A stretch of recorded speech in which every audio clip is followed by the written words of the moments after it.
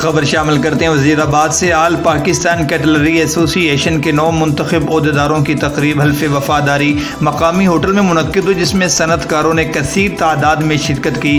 مزید احوال بتا رہے ہیں وزیر آباد سے ساجد حسین بٹ اس رپورٹ میں۔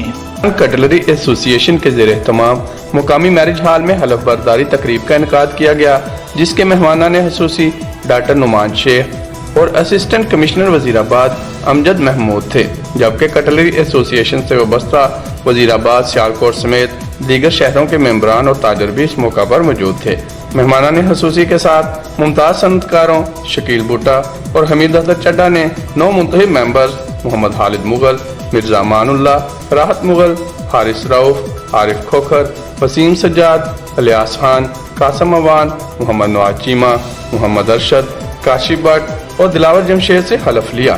مقررین نے کہا کہ کٹلری مصنوعات کی بین الاقوامی مارکیٹ میں فروخت $140 ملین تک پہنچ چکی ہے۔ گزشتہ برس $20 ملین کا اضافہ ہوا۔ یہ اپنے ٹیکس سے، اپنے کاروبار سے سیاست کا نظام چلاتے ہیں۔ خواہش تو رہا کہ وہ تمام مسائل حل ہوں جو ایک آزاد قوم اور ایک آزاد ریاست کا درینہ خواب ہوتا ہے۔